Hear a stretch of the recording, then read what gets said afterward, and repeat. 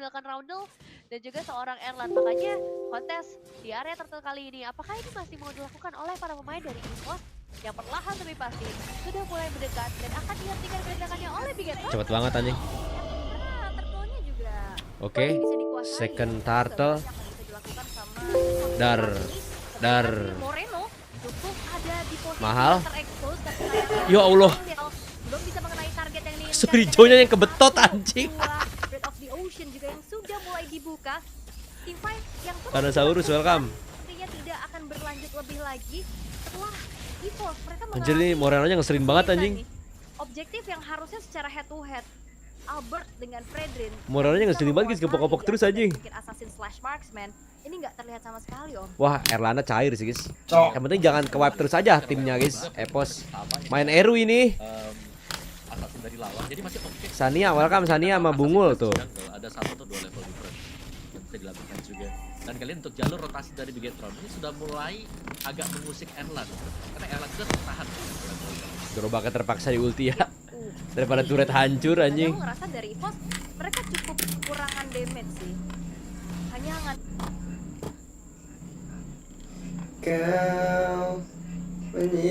Shot when Nile can start to one shot, or sorry, when the Barca can start to really zone Erlan, then it'll be different. So, yeah, I'm gonna have to stand my ground and say it's an execution-based game over just outscaling from any one of these teams. Yeah, let's see though. I think I'm more interested in the way Erlan is gonna build this 1-1. Apparently, I thought it was gonna be rush towards the Wind of Nature, but no, Erlan still wants to be aggressive here. Not even caring about the potential single one-shot damage from Eman. So now he is a bit more utility with the Sea Halberd too. Okay, has more utility. 9 minutes in though, it's just 1K between them. As we get into the late game too, we have to understand that BTR players, especially the roamers or the front line, will be getting the Winter Crown to deal with Erlan, right? So, despite the fact that Erlan went for Sea Halberd, it'll still be good for Finn to be the one to take all the shots of the crossbow Tang, especially when he gets the Winter Crown. It's just now the timing of the Winter Crown. When do they get it to counter Erlan? Is it the priority right now, or do they feel like they have enough sustain to deal with it right now? It should In a second. be coming soon, right? Both teams already in the Lord hit here, and that was endless battle coming in from Eman. Again, interesting itemization. It looks like a Lancelot build. Meanwhile, That's a 3-man stun. The crossbow tang will be triggered though. That's gonna be Finn going down. Uh-oh, in the back, that's a stun on towards Eman there. He got isolated, man. It's just a Bigetron bodies flying around as EVOS finding the right connection.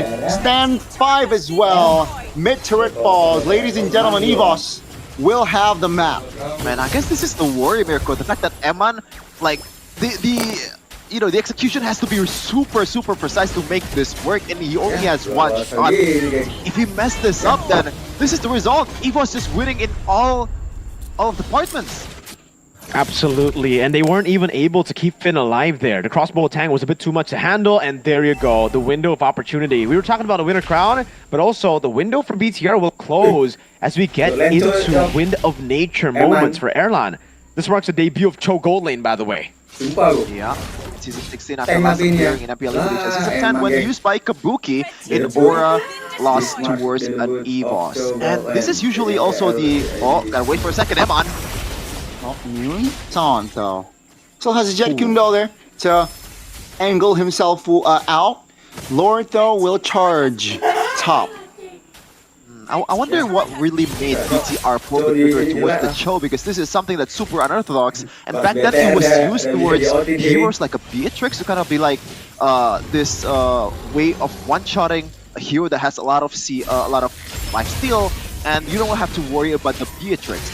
But this is used on a 1-1, which is in a way even worse because of the Purify build in towards the 1-1. Like, I really wonder, Mirko, like, what's the actual, like, oh, we should go Cho here.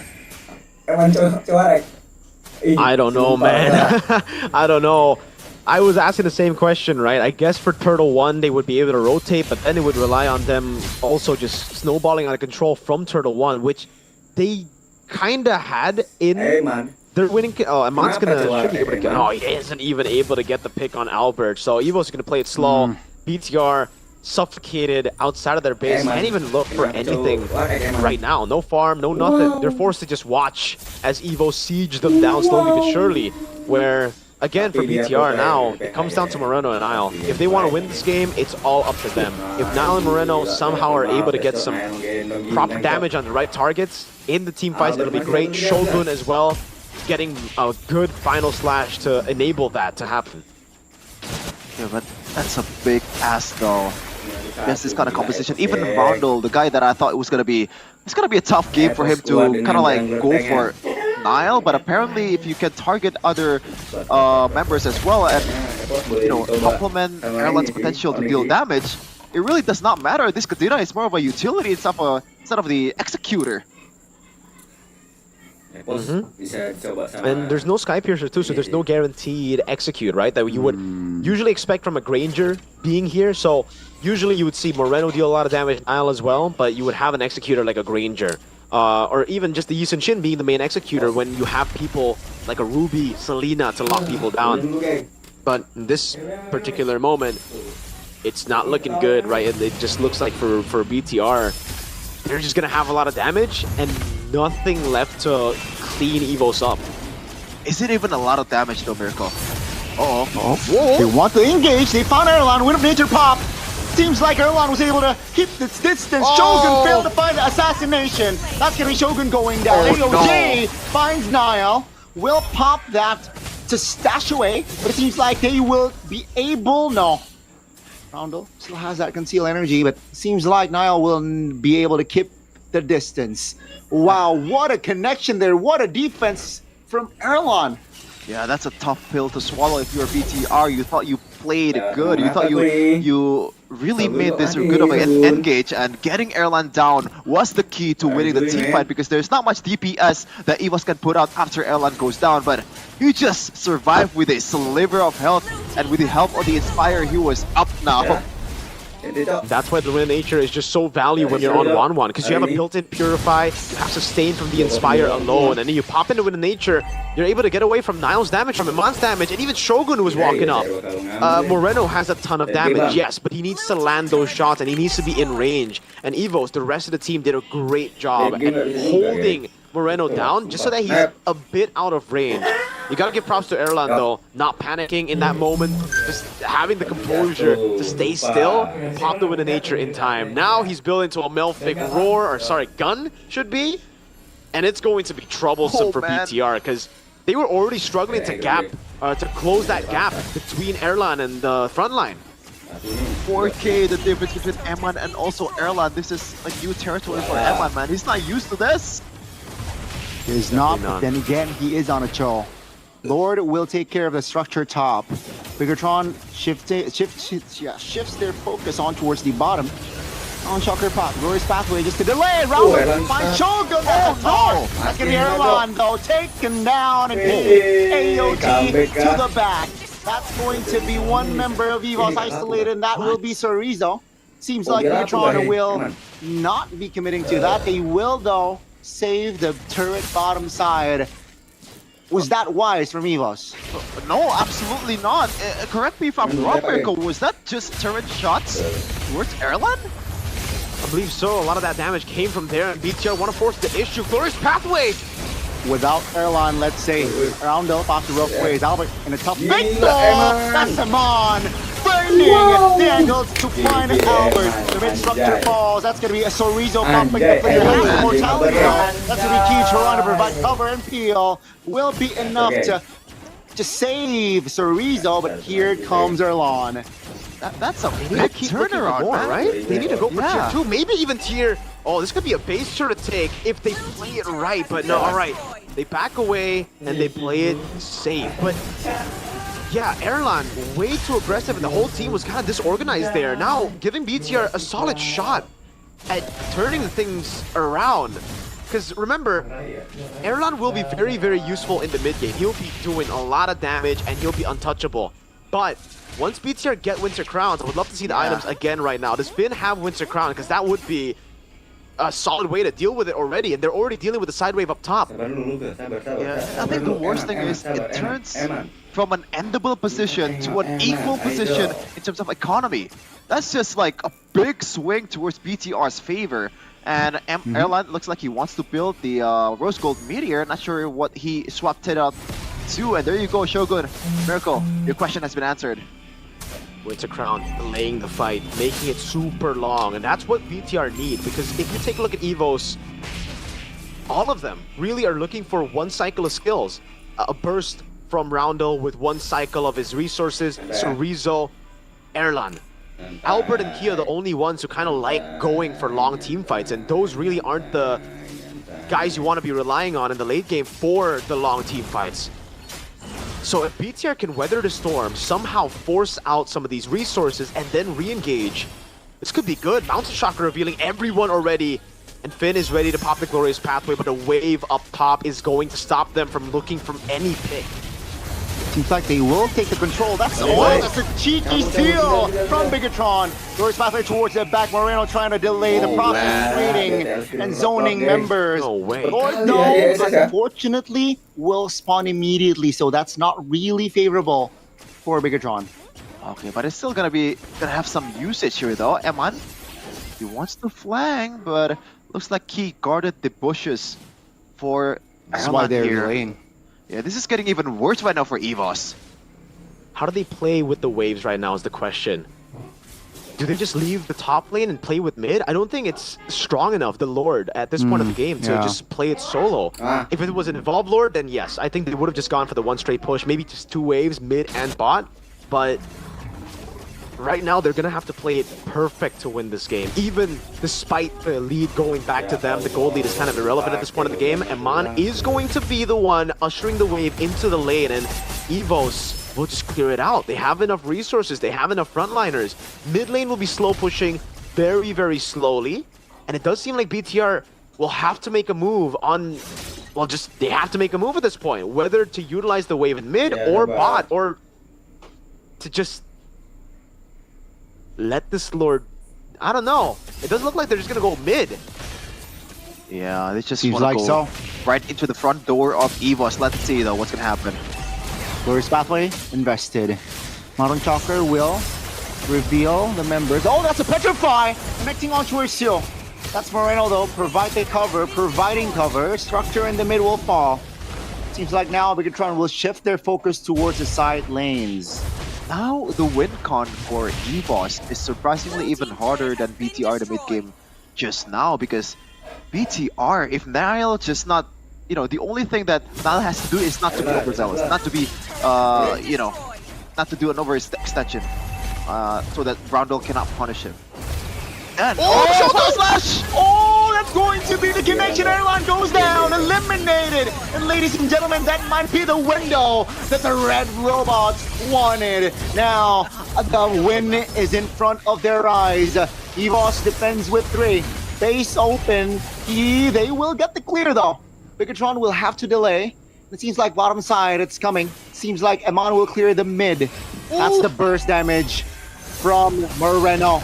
Now Chorizo trying to provide cover, trying to provide damage as well. That's a stun connecting Eman, finding Chorizo. Wave Dragon finds one. Winter Crown. Will it be enough to delay Erlan? Will spawn in 10. That's going to be the Petrify though, not connecting. And ladies and gentlemen, for the first time today, we will get to see a game 3. man, oh man, Bigatron. I think that's just EVOS choking it out. EVOS pulled a Bigatron. And it started because Airline, those turret shots was like, I am in disbelief. Like, how could you not see that? Is there like some kind of technical problem with him? Because that's the only thing I could think of after what happened in game number 1, after a really good performance until that point. That was, you know, weird is an understatement. Yeah, I don't even know who to give my MVP to, dude. If we're judging it off of just one moment, it's Shogun. That final slash really turned things around for the whole team, but... yeah, it's... I don't know who's MVP there. Everybody was kind of like in limbo. Yeah. Everybody did their roles properly, and Oh my lord, Shogun was so inconsistent at the start of the game, but was able to get that final slash that ended it. So I guess Nile then, right? I think that he's the most consistent. sometimes he one was moment can non-existent. change everything, and if it wasn't for Shogun getting that final slash, I don't think they would have won. I really don't think so, because it would have been another 50-50 around Lord. It could have been different. The game changer that I mentioned in the mid game. Gila, kalah awak dah ni langsung nembak kau. Kau kan Eman babi. Bagaimana itu? Ladies and gentlemen, and let's welcome you to the land of dawn. Well, where will we witness the second game? You're right. Will EVOS again just find the clean sweep, or perhaps Eman on the choke? Lord, dude. Of course it is. All right, let's see. I was like, where's the Cho going? Maybe it's gonna be something crazy. Maybe it's an Arlet goal. Turns out it's Cho goal. And it's Wilderness Blessing plus Thrill, plus Concussive Blast for Eman. So he's just looking to clear up the wave and to rotate with the rest of the team into the team fight. He's got to have some really good targeting though, because... Yeah. And he needs to...